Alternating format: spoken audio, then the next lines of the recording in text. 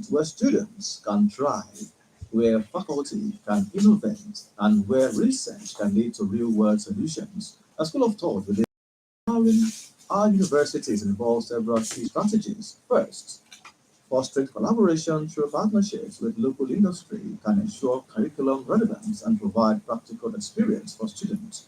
These partnerships can also lead to funding opportunities, internships, and job placements for our graduates. Second, integrating technology into learning environments can create more and engaging student experiences. Online resources, virtual labs, and collaborative platforms open new doors to learning.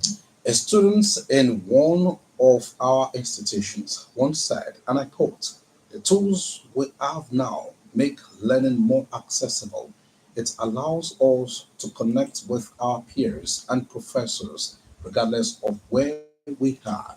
Furthermore, diversifying academic programs can attract a wider range of students. This means not only traditional degree programs, but also professional certifications, lifelong learning, and community education initiatives. Strengthening the ties within the community can position universities as essential resources for local development. This creates opportunities for students and faculty to engage meaningfully and create positive impact. Research showed that focusing on strengthening our existing universities will unlock the potential next generation of leaders. How can we build on our strength? How can we enhance our capacities and forge a brighter future for all? That is why today we are focusing on strengthening the capacity of existing universities instead of creating new ones. Now, do we really need universities? And are the old ones within the standard? Are they well funded? This and many more we shall read on our flagship program this Most morning, a definitely. morning flight on OGBC 90.5 FM. Very shortly, our guest will be joining us this morning to shed more light on what we have brought to the table on OGBC 9.5 FM, strengthening our existing universities or creating the new ones. Stay with us on 9.5 FM. We'll be right back.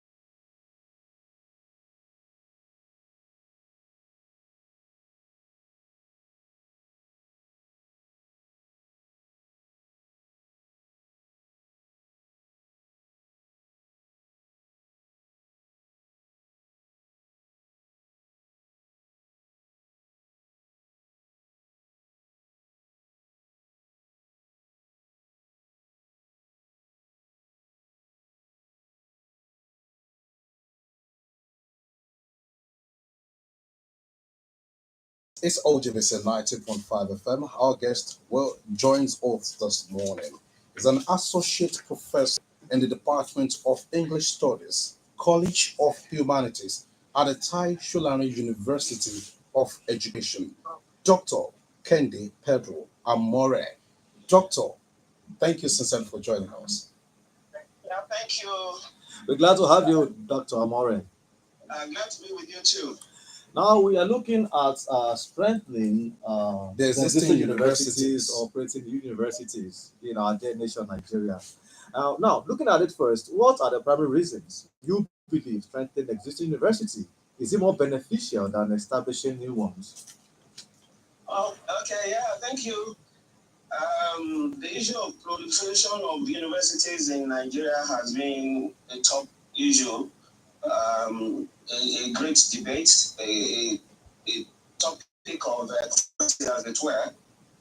But there are two perspectives to the issue of proliferation of universities in Nigeria, actually.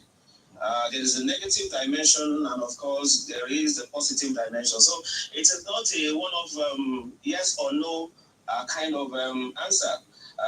The arguments are there for and against. Now, Doctor, to you, when we talk about new universities, Yeah. sometimes people in some quarters tend to believe that new universities tend to align with the international best practices as being done. Taking a look at AI, these new innovations now being embraced by people across the universe. And unlike the modern traditional universities that we once had that are still existing, which one do you think is the way to go? Or do you think we should also incorporate these new systems that aligns with international standards with our existing universities or the new ones should do? Well, thank you. There is no evidence anyway that points to the fact that newer universities outperform the existing traditional universities. In actual fact, well, not to shy away from the fact, the current ranking of universities in Nigeria, that is what we call webometrics, still identifies University of Ibadan as the number one university in Nigeria. UI is not a new university, so that claim is not valid. The question is, well, all universities in Nigeria are under the same body, Nigerian Universities Commission, that regulates happenings in those universities through what we call regular accreditation of programs. So the founding of new universities, well, maybe we should just put it straight that the new universities are not in any way better. But I think the issue is the old universities should be up and running so that they could keep trend with happenings, contemporary universities anywhere in the world. Okay, Dr. Amore, you as a person who is a classroom lecturer, now you really understand these things now. Now, what specific areas do existing universities need to strengthen to improve their effectiveness and quality of education? Well, we have always been saying this. There are so many areas where our university is strengthened. And of course, this includes from infrastructure, from laboratories to libraries to the classroom, state of the classrooms, to equipment and infrastructure generally, human capital development, research grants. We should attract scholars, from all over the world. Well, it's a pity. Growing up, even in my secondary school days, I used to have about 12 expatriates, Indians, Americans, Pakistanis in my secondary school. I'm not talking about the university. But how many of our universities today in Nigeria have expatriates? Foreigners coming over.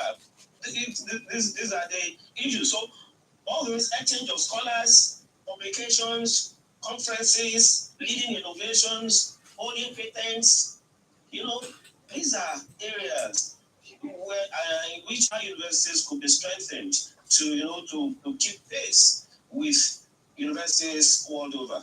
Now, Doctor, let's examine the current capacity and resources. Did they meet up with these educational demands? I well, I would say it in no. Our universities are far cries of the ideal. Well, I made a point earlier. Let me reiterate that. Okay. That the number one university in Nigeria is UI. In Africa, the UI that is number one in Nigeria is number 16th In Africa. in Africa, and 803rd university globally. And you see, after UI, which is 803rd globally, no other university in Nigeria is within the first 1,000. Wow. I mean, I guess that paints the picture for us here. So we have got a long way to go, really. So let us talk about investment. How can we invest in the existing universities to lead to better outcomes for students compared to building new institutions? Apart from the grants that you talked about the other time, sir. Yeah, you see, world over, education is not something we should leave entirely in the hands of governments. the government should be the primary, driver of education, because education, given the importance of education in the stress of things, it drives every other sector of the economy of the nation. So the government should be in the forefront of, making sure education runs well. However, private partnership is another way to go. The industries, the companies who are the end users of this product of the universities should equally invest in the universities. Thank God for Academic Staff Union of Universities, ASU, that batted TEFON today. Uh, Without TEFON, our universities would have been in a great mess. That is the kind of things we're talking about. Enhancing, that fund came about as a result of the struggles of ASU. And ASU, suggested to governments that our companies could do some donations, at the end of every season into a common cause where our universities could be fired. And you see, since that came on board, most state governments have handed off the running of universities altogether. So the thing is, our governments should not altogether, leave the running of universities to TED funds. And so the government should increase, the funding, the budget to education should be increased, as well as private partnership will go a long way. Our industry should be brought into the management of education. There should be a working relationship, what we call town and gown, relationship.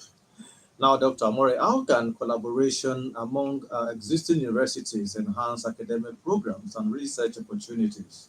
Yeah, there has always been collaboration between and among universities.